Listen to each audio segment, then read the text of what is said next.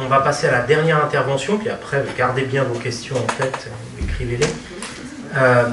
Sur une autre dimension extrêmement importante de cette histoire, qui est quasiment jamais évoquée, c'est celle du logement des malades. Et là, on est dans quelque chose d'extrêmement important, puisque comme vous l'avez noté dans les précédentes interventions, on passe d'une histoire très asilaire, très centrée sur l'asile, sur l'hôpital, à une psychiatrie dans la ville, et donc la question du logement des patients se pose de manière importante. Et pour ce faire, on va donc écouter Gwenaëlle Le Goulon, qui est maîtresse de conférence à l'université Lyon 3, et qui a comme spécificité de s'intéresser à la question du logement social, du logement populaire, au XXe siècle, et qui a bien voulu accepter de nous parler d'un de ces chantiers autour de l'évolution justement du logement psychiatrique dans la deuxième moitié du XXe siècle. Merci à toi, Gwenaëlle. Merci beaucoup. Bonjour à toutes et à tous. Mais je crois que c'est mon tour maintenant d'adresser mes remerciements. Ça devient un petit rituel. Donc merci à toutes les organisatrices, aux organisateurs. Merci à vous d'être présents et présentes, et encore maintenant alors qu'il est midi et qu'on a faim. Donc essayez malgré tout de garder un tout petit peu de concentration pour cette dernière intervention avant la ruée vers le self. Et donc mon intervention, comme il vient d'être dit, se concentrera sur le logement. Donc je ne vais pas parler des soins ou véritablement des soignants, mais plutôt du logement. Sans rentrer d'ailleurs dans une ambition exhaustive, je ne vais pas vous raconter, vous présenter l'intégralité des systèmes de résidence qui ont pu être proposés aux malades depuis la loi 1838. Ça serait impossible, donc ça va être un peu un survol.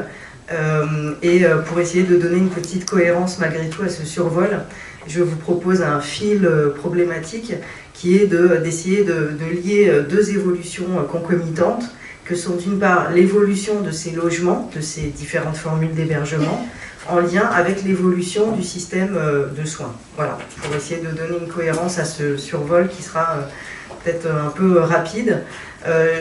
Donc j'évoquerai essentiellement le cas français, mais de temps en temps, je n'hésiterai pas à sortir des frontières.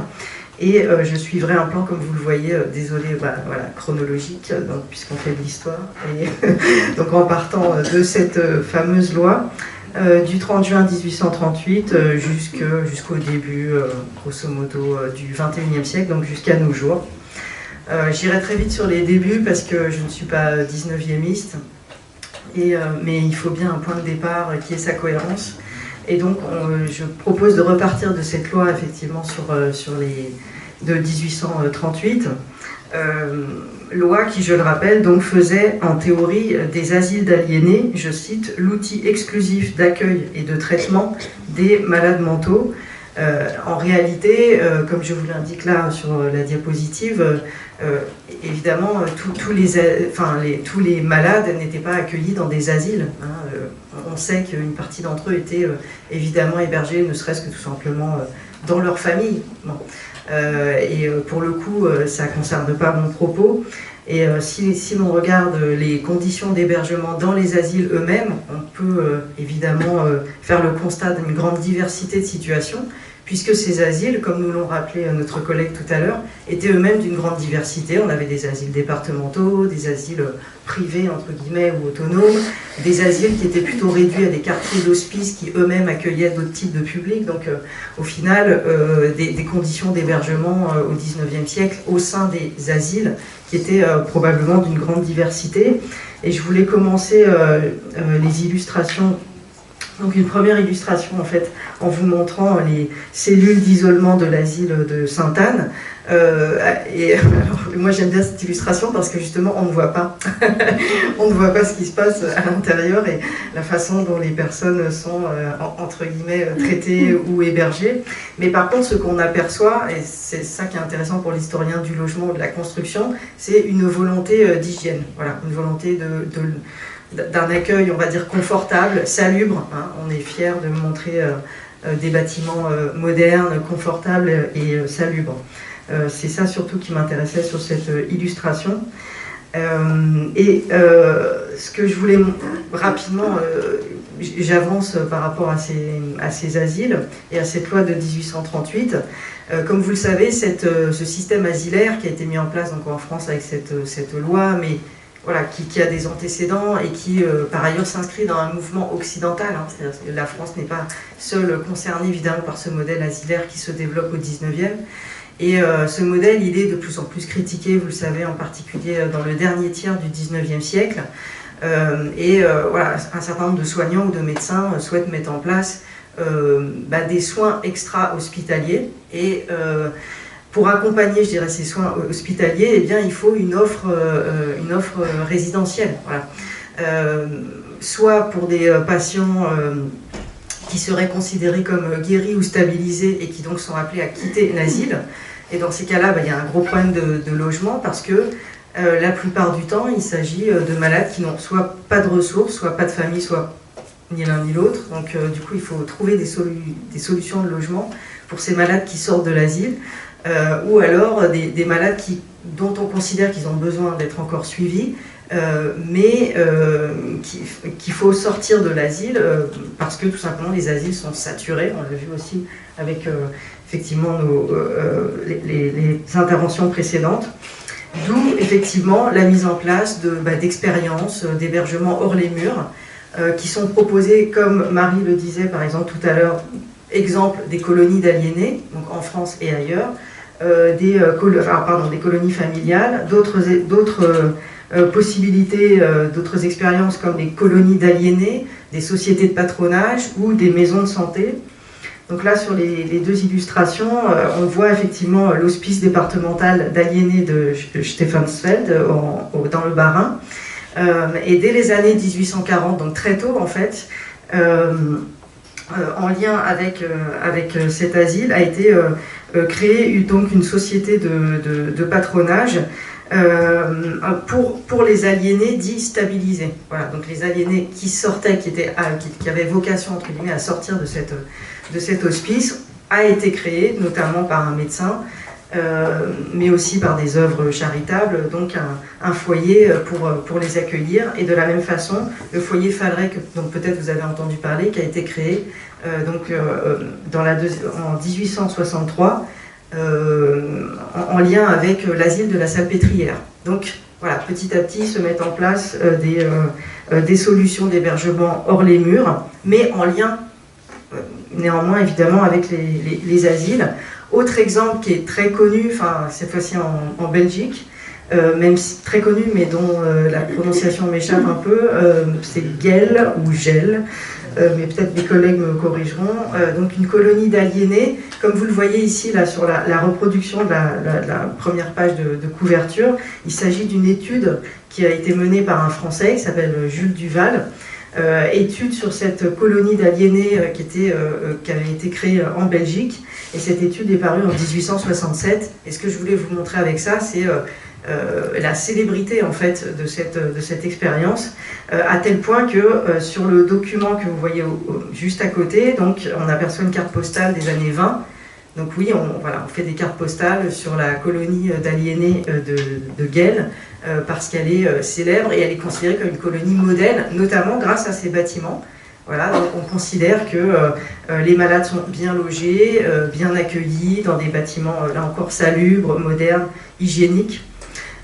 D'autres formes d'hébergement qui sont proposées là aussi dès le dernier tiers du 19e, ce sont les maisons de santé dont tu as parlé rapidement, je ne sais plus qui en a parlé, mais voilà, il en a déjà été question, donc je vais passer vite. Et donc, pour terminer là-dessus, hein, sur cette première période, il faut évidemment rappeler que toute cette offre en fait je dirais, de logements alternatifs et hors les murs se fait en lien évidemment avec le développement des soins, eux aussi, hors les murs. Et là, on peut citer par exemple le cas du docteur américain, pour sortir un petit peu du cas français, le docteur américain Adolphe Meyer, qui lui aussi a proposé de mettre en place aux États-Unis un secteur qu'on pourrait qualifier aujourd'hui on va dire un système qu'on pourrait qualifier aujourd'hui de système de secteur en fait. Donc on a déjà ces premières expériences outre-Atlantique côté français, alors un cas archi connu qui est celui du docteur Toulouse. Donc je vais aller vite parce que je suis sûre que vous connaissez bien ce cas. Et effectivement, le docteur Édouard Toulouse a ouvert un service de prophylaxie mentale ouvert à l'asile Sainte-Anne, qui a fini ensuite par s'autonomiser. Ça a donné l'hôpital Roussel à la fin des années 20.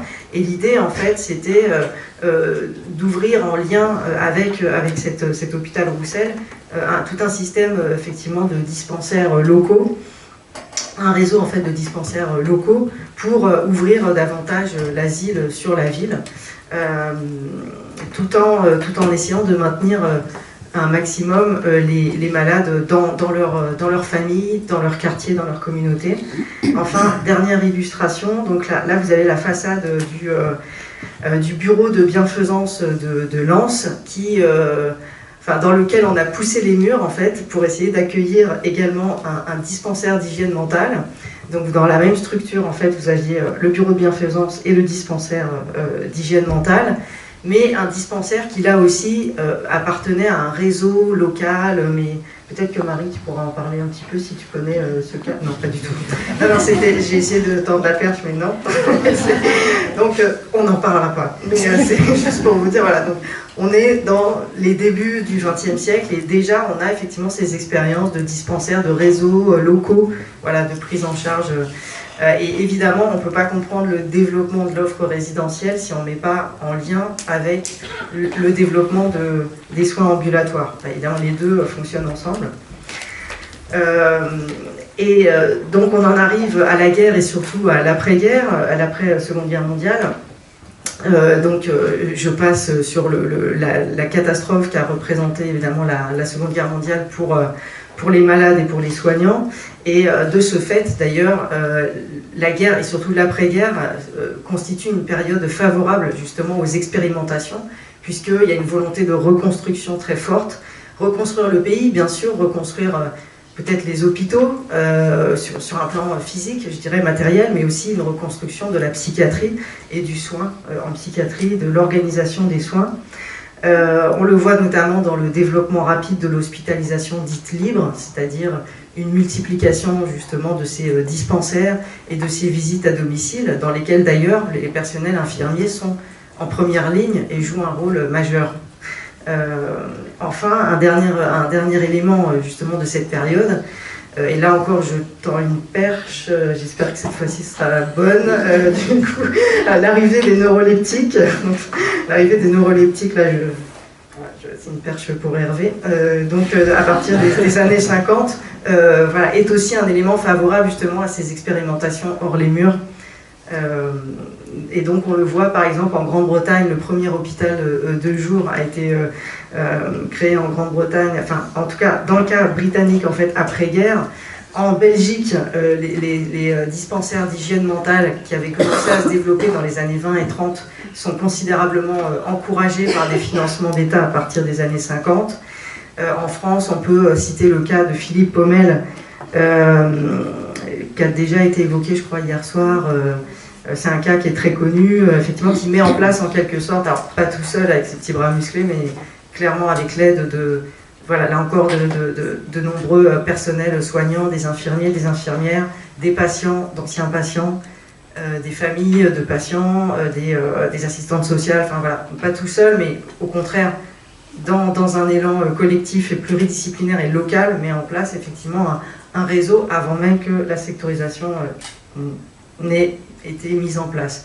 Et du coup, la question qui se pose, c'est quelles offres résidentielles ont été développées à ces époques où on développe de plus en plus les soins ambulatoires. En fait, pas grand-chose, c'est ça un peu le problème, c'est-à-dire qu'il y a un gros décalage chronologique entre le développement des soins ambulatoires hors les murs et des offres résidentielles. Ça, il y a vraiment un hiatus. Et ce hiatus, il est présent dans tous les pays. J'ai beaucoup parlé de la France, mais c'est le cas aussi ailleurs. Et en fait, avec la réorganisation massive des soins psychiatriques à partir des années 60, on pense à la sectorisation en France, mais en réalité, cette réorganisation des soins psychiatriques, elle se fait partout, dans tous les pays proches, européens, nord-américains, à la même période, à partir des années 60-70. Et cette réorganisation des soins, je dirais, elle va plus vite que l'offre de soins, de logements hors les murs. Donc il va y avoir quelques décennies un peu, on va dire, tendues, hein, où effectivement on ferme des lits, on réorganise, on déconcentre le soin, en fait on n'a pas pensé en même temps à développer l'offre résidentielle qui aurait dû logiquement accompagner le développement des soins. Donc on a eu effectivement des décennies difficiles dans les années 70-80 avant que un certain nombre de dispositifs soient mis en place sur lesquels je vais revenir. Mais si je prends le cas par exemple des États-Unis, attention à la prononciation de l'anglais, la Community Mental Health Act, en gros c'est un petit peu l'équivalent de notre circulaire de 1960, là, vous savez, qui a été évoqué tout à l'heure aussi par Camille. Nous en France on a la circulaire de 1960 sur la création des secteurs, et aux États-Unis ils ont cette législation qui date de 1963, qui est exactement un petit peu dans le même état d'esprit. L'idée c'est de déconcentrer le soin, de le déshospitaliser, et de mettre en place justement des soins communautaires locaux. Alors ces structures de soins se sont développées assez vite dans les années 60-70, et en parallèle on a fermé énormément de lits aux États-Unis. Le problème c'est qu'aucune offre d'hébergement n'avait été anticipée. Résultat, la nature a horreur du vide, donc ces gens-là, ils sont partis où en fait? Ils ont été accueillis dans des structures préexistantes, mais qui n'étaient pas faites du tout pour ça.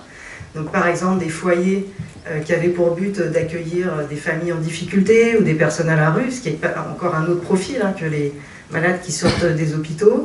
Aux États-Unis, on parle de nursing home, c'est tous ces foyers-là qui ne sont pas du tout faits pour accueillir des malades. On a évidemment des associations de charité, des associations de quartier ou de charité qui se sont occupées de ces personnes, des maisons de retraite qui n'ont pas là aussi vocation à accueillir des malades, et c'est encore un autre métier, quoi. Et ce que montrent les collègues qui ont travaillé sur le cas américain, ils montrent que justement vu l'urgence de la situation, on a fait comme on pouvait, mais au final, il y a eu aussi tout simplement beaucoup de personnes qui se sont retrouvées à la rue. Voilà, tout simplement. Enfin, c'est une des solutions d'hébergement dans l'urgence qui a été trouvée, ça a été la rue. Donc, c'est un cas qui est assez connu et vraiment catastrophique. Du coup, il a fallu effectivement, dans les années 80, réorganiser vraiment à la fois le soin, mais surtout l'offre d'hébergement. Et c'est vrai que c'est surtout le privé, en fait, les associations privées aux États-Unis qui ont décidé de prendre un petit peu le taureau par les cornes et qui ont proposé énormément d'hébergement, mais surtout à partir des années 80. Alors là, c'est vrai qu'on peut citer le cas d'une association qui a eu un rôle précoce dans ces solutions d'hébergement, qui est l'association Fountain House, qui a été créée à New York en 1948 et qui, en l'espace de plusieurs décennies, a réussi effectivement soit à créer, soit à racheter des centaines de logements en fait dans l'agglomération new-yorkaise. Alors sous la forme d'immeubles, mais aussi sous la forme de clubhouse ou de résidences, etc. Mais c'est une action qui se mène sur plusieurs décennies, et donc en attendant, voilà, il y a eu ces difficultés pour ces personnes qui étaient sorties de l'hôpital psychiatrique. Alors, si on compare le cas américain avec d'autres cas, il est vrai qu'en Europe, en fait, le poids des acteurs publics est beaucoup plus important dans l'offre de logement, puisque que ce soit en Suède ou en Grande-Bretagne, il s'agit surtout des collectivités locales qui, à partir des années 80, décident effectivement de mettre à disposition des malades et des équipes qui les suivent des appartements qu'on va qualifier par exemple, en Grande-Bretagne, on va parler d'appartements protégés. En France, on va parler par exemple d'appartements thérapeutiques ou associatifs ou communautaires. Il y a toute une diversité sémantique pour qualifier ces appartements. Alors, il me reste quelques minutes, donc je voudrais parler un petit peu justement des appartements thérapeutiques et du cas français. Donc dans le cas français, comme on l'a rappelé tout à l'heure, c'est la circulaire de 1960 qui met en place la sectorisation, même si elle se met en place surtout dans les années 70, il y a un retard à l'allumage qui est quand même assez important. Voilà, donc c'est plutôt les années 70. Et de fait, dans les années 70, du coup, on va mettre en place des formules pionnières d'accueil, d'hébergement des populations, en particulier ces fameux appartements thérapeutiques, qui au départ ne sont pas très bien cadrés, hein, c'est-à-dire que on ne sait pas si les appartements thérapeutiques doivent être individuels ou collectifs, s'ils doivent être médicalisés au sens d'une présence médicale permanente, ou simplement une visite, voilà, des visites régulières. Voilà, donc il y a plein d'expériences diverses qui sont menées, puisque le cadre réglementaire et financier n'est pas très sévère dans les années 70, mais on est vraiment dans de l'expérimental. Et du coup sur des effectifs aussi qui sont très faibles. Donc là encore, c'est dans les années 80, comme aux États-Unis, comme dans les autres pays, il faut vraiment attendre les années 80 pour qu'il y ait une mobilisation autour de la question du logement. Et là, pour le coup, il va y avoir énormément de choses qui vont être faites à partir des années 80. Donc les appartements thérapeutiques, certes, ou associatifs, ou communautés, ou partage, voilà, il y a une diversité sémantique. Ou alors, effectivement, d'autres formules, telles que par exemple l'accueil familial thérapeutique, qui nous ramène à l'exposé de Marie, les foyers médicalisés, les logements foyers. Donc voilà, il y a vraiment une diversité de logements qui vont être mis à la disposition de ces malades à partir des années 80. Et si on peut évoquer un instant le cas plus particulier justement des appartements thérapeutiques, un des éléments qui va beaucoup favoriser en fait le développement de ces appartements sous leurs diverses formes et leurs diverses appellations, c'est la technique du bail glissant, qui est une technique au départ qui est expérimentale et qui ensuite sera institutionnalisée par la loi Besson. Et ce qui est intéressant avec ce bail glissant, c'est que c'est vraiment une procédure collective, hein, c'est-à-dire qui oblige en quelque sorte les différents acteurs concernés à se mettre autour d'une table et à trouver des solutions, parce qu'en fait, pour que le système du bail glissant fonctionne, il faut d'abord un logement. On est d'accord, bon, il faut un appartement.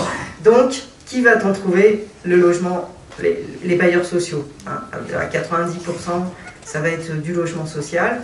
Donc il faut mettre autour de la table les soignants, les patients, les associations qui les suivent, leurs familles, les élus. Oui, élus parce que les bailleurs sociaux, c'est souvent derrière les collectivités locales. Il faut les coller. Donc voilà, du coup il y a tout de suite un effet de réseau en quelque sorte qui se met en place et qui est porté aussi par la logique de secteur psychiatrique, quoi.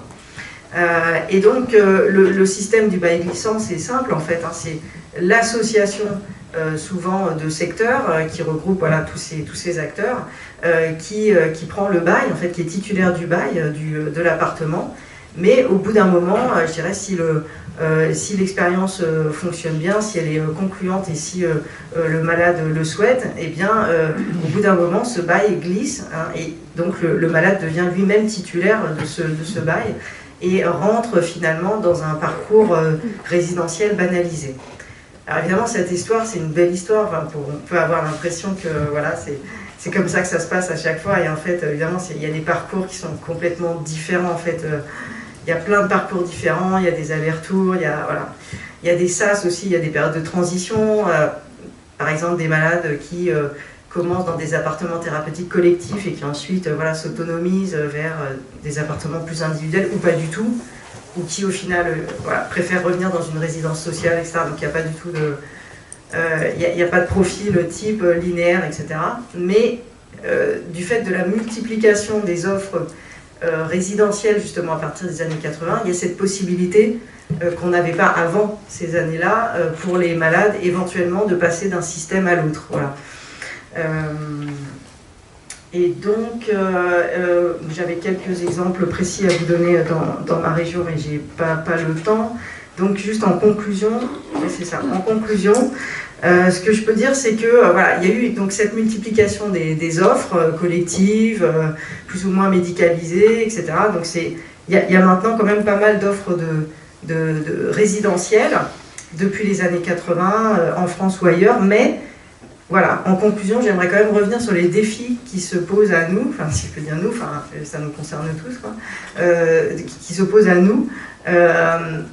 Et j'insiste bien sur le nous parce que ces défis résidentiels, en fait, ils sont communs à toutes les personnes vulnérables et pas seulement en fait aux malades psychiques, dans la mesure où il y a voilà, plusieurs facteurs qui vraiment posent problème pour l'accès au logement de toutes les personnes vulnérables, quelle que soit voilà, l'origine et l'ampleur de cette vulnérabilité. D'une part, l'inquiétude sur la pérennité des financements publics et privés. Pourquoi ? Parce que tous ces systèmes d'appartements, de résidences sociales, etc., ils sont financés par des acteurs publics qui parfois sont vraiment... n'ont plus les moyens en fait, d'assurer effectivement ces financements. Je pense aux départements qui pour certains ont la tête sous l'eau et ont du mal à financer.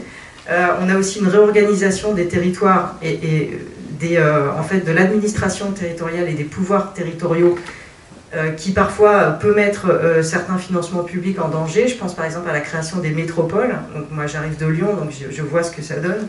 Lorsqu'on crée une métropole, en fait, et bien, du coup on réduit aussi les financements départementaux. Or, qui finance voilà, ce type d'appartement, c'est aussi largement le département.